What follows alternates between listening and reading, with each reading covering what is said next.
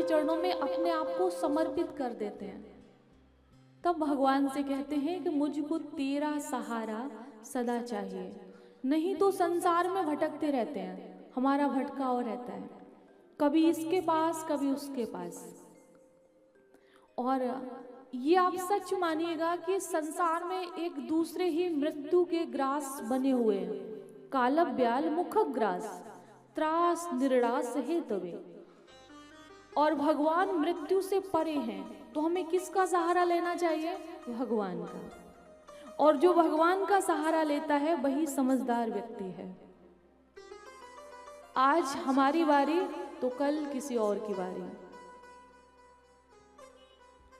तो इसलिए भगवान की शरणागत होके रहिए।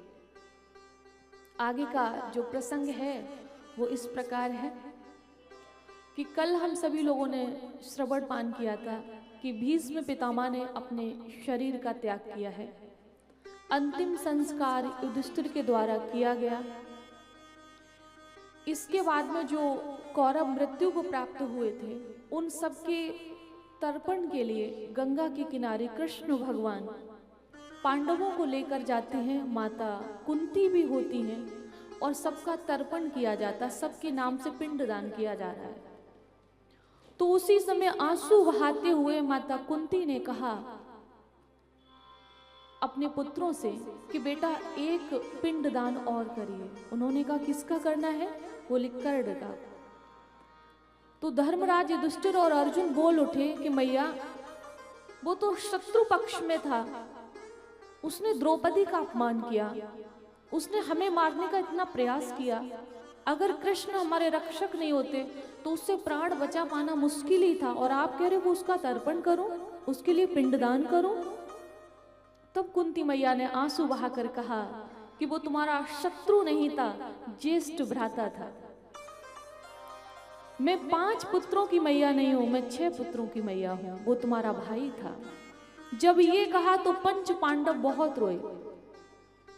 पंच पांडवों ने कहा कि मैया आपने बहुत बड़ा अन्याय, अधर्म और इतना बड़ा महाभारत का युद्ध करा दिया। अगर आपने पहले बता दिया होता कि ये मेरा बड़ा भाई है तो शायद ये महाभारत नहीं होता, हम उससे बात करते, आपस में संधि करते। तब कुंती मैया ने उस राज को बताया जो कल तक छुपा के रखा था, कि जब मैं बहुत छोटी थी तो एक बार दुर्वासा ऋषि अपने शिष्यों के साथ आए, तो उनका मैंने स्वागत सम्मान किया, भोजन आदि कराया, तो वो बहुत प्रसन्न हो गए। और प्रसन्न होकर उन्होंने एक हमको मंत्र दिया और कहा कि कुंती तुम इस मंत्र का जब प्रयोग करोगी और जिस देवता का आह्वान करोगी वो देवता प्रकट हो जाएगा और तुम्हारी इच्छा पूरी करेगा, जो तुम चाहोगे। तो एक दिन मैंने सोचा कि खेल खेल में बहुत छोटी थी, बहुत आयु नहीं थी, तो मैंने सोचा कि इस मंत्र का प्रयोग करके देखते हैं सच है या झूठ है, ज़्यादा कुछ भरोसा नहीं था। तो मैंने उस मंत्र का प्रयोग किया तो सूर्य भगवान प्रकट हो गए। सूर्य भगवान का किया उन्होंने ध्यान, तो वो प्रकट हो गए। जब वो प्रकट हुए तो मैं डरने लगी, घबराने लगी और कहा कि हे सूर्य देव, मैं बहुत छोटी बालिका हूँ, मुझे क्षमा कर दीजिए, और मैंने मंत्र का प्रयोग किया था, वैसे मेरी कोई कामना नहीं है। तो सूर्य भगवान ने कहा कि मेरा आना तो व्यर्थ नहीं हो सकता है, मैं आया हूँ तो कुछ देकर ही जाऊंगा। तो मैं डरने लगी कि सूर्यदेव मुझे कुछ नहीं चाहिए, मेरे पिता मुझ पे बहुत भरोसा करते हैं, अगर आप कोई भी वस्तु मुझे प्रदान करेंगे, अगर वो देखेंगे तो मैं उनको क्या बताऊंगी। तो सूर्य भगवान ने उसी समय एक बालक को मेरी गोद में दिया और कहा कि ये कर्ण के नाम से जाना जाएगा, और चिंता मत करो, ये सूर्यपुत्र कर्ण के नाम से दुनिया में प्रसिद्ध होगा और ये मेरा बालक कहलाएगा। ये कहा। जब उस बालक को मैंने गोद में लिया तो मैं डरने लगी कि पिता को क्या जवाब दूंगी, क्योंकि मेरा भी विवाह नहीं हुआ है, ये बालक कहाँ से आया, मैं क्या बताऊंगी। मैं डर गई, भयभीत हो गई। तो मैंने एक छोटे से, जैसे एक बक्सा जैसा होता है, आप लोग माताएं जानती होंगी, उसमें बंद किया कर्ण को। छोटा सा बालक था, नवजात शिशु, और उसे एक नदी में बहा दिया। वहां से राधे और अधिरथ ने इसका पालन किया। ये जो अधिरथ थे वो धृतराष्ट्र के सारथी थे, जिस रथ पर बैठकर धृतराष्ट्र चलते थे उसके वो सारथी थे।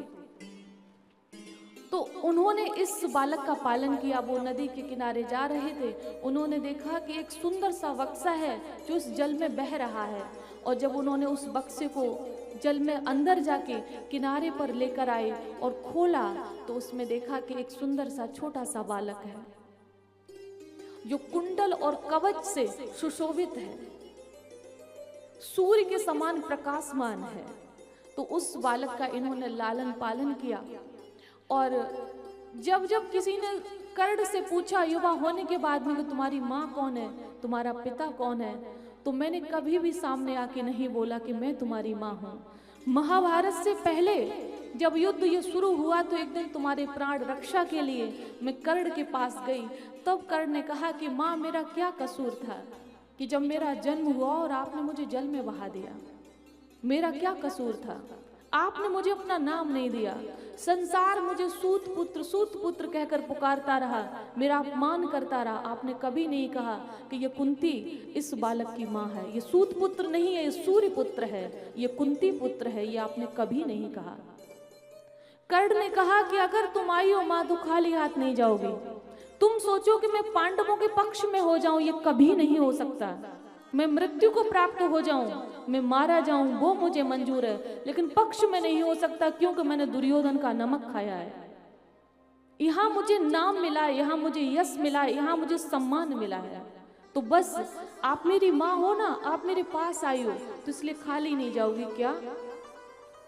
तुम्हारे 5 पुत्रों की गिनती नहीं बिगड़ेगी। अगर अर्जुन मारा गया तो मैं बचूंगा और मैं मारा गया तो अर्जुन बचेगा। सारा संसार जानता है कि तुम 5 पुत्रों की मैया हो, मेरे, आपके, वासुदेव और सूर्यदेव के अतिरिक्त ये कोई नहीं जानता कि तुम 6 पुत्रों की मैया हो। कर्ण ने ये कहा कि मैया आपके अर्जुन को छोड़ के एक भी पुत्र को नहीं छूऊंगा और अर्जुन को छोड़ूंगा नहीं। तो ये बात कुंती मैया बता रही हैं कि इसलिए अर्जुन कर्ण तुमसे हार गया। एक तो उसका वचन था और दूसरा तुम्हारे साथ वासुदेव थे, कृष्ण थे। और आप महाभारत को पढ़ेंगे तो कर्ण को मारना आसान नहीं था। अर्जुन कर्ण को मार नहीं पा रहे थे। जब उसका पहिया धंस गया जमीन में और अर्जुन से कहा कि अर्जुन अपने बाणों को रोको, पितामह भीष्म का ये नियम है कि बिना शस्त्र के तुम शस्त्र मुझ पर नहीं उठा सकते हो, कि मेरे हाथ खाली हैं, मैं अपने पहिया को निकाल रहा हूं, मेरे पास शस्त्र नहीं है तो तुम मुझ पे बाण नहीं चला सकते हो। तुम्हें वो नियम याद होगा ना? अर्जुन ने कहा मुझे याद है। तो बोले अपने बाणों को रोकिए, जब तक मैं अपने पहिया को ऊपर ना निकालूं तब तक तुम बाण नहीं चलाओगे। तब कृष्ण भगवान ने इशारा किया, अर्जुन जब अभिमन्यु का वध हुआ था तो इसने युद्ध के नियमों का पालन किया था, एक से एक लड़ेगा, नियम ये था, और रथ से नीचे कोई किसी पर प्रहार नहीं करेगा, और इन सब ने अभिमन्यु को मिलकर मारा है। तो बोले तुम भी युद्ध के नियमों का पालन मत करो, मारो इसको, और अगर इसने शस्त्र उठा लिया तो तुम मार नहीं पाओगे, ये निहत्था है तभी तुम हाथ उठा पाओगे इस पे, मारो। और अर्जुन ने उसी समय द्रौपदी का अपमान याद किया, अभिमन्यु का वध याद किया और धनुष बाण को उठा लिया और कर्ण को मार दिया। तो वही कुंती मैया कह रही हैं कि वो हार गया, वासुदेव की वजह से हारता नहीं, बलशाली था, कुंडल कवच के साथ उत्पन्न हुआ था, वो तुम्हारा ज्येष्ठ भ्राता था। तब आज पांडवों ने कुंती मैया से कहा कि मैया ये आपने बहुत बड़ा अनर्थ करा दिया, हम बात करते, हम संधि करते, हम कुछ भी करते, लेकिन ये युद्ध नहीं होता। उसी समय धर्मराज युधिष्ठिर ने समस्त माताओं को श्राप दे दिया कि आज से हम समस्त नारी जाति को श्राप देते हैं कि उनके मुख में बात नहीं रुकेगी, कि आपकी खामोशी ने, आपकी चुप्पी ने इतना बड़ा अधर्म करा दिया, और इसीलिए माताओं के मुख में बात नहीं रुकती है। आप गुप्त से गुप्त बात कह के देख लो, सवेरे होते ही वो अपनी सहेली के पास जाएंगी, सुनो ये रात में हमें बात पता चली, किसी को बताइए मत। फिर वहां से ट्रांसफर होगी आगे, सुनो ये हमें वहां से पता चली, बताइए मत। श्राप लगाया ना तो बात रुकेगी नहीं उनके मुख में। तो तो इसलिए अगर कोई भेद हो, कोई गुप्त बात हो तो बताइयो मत।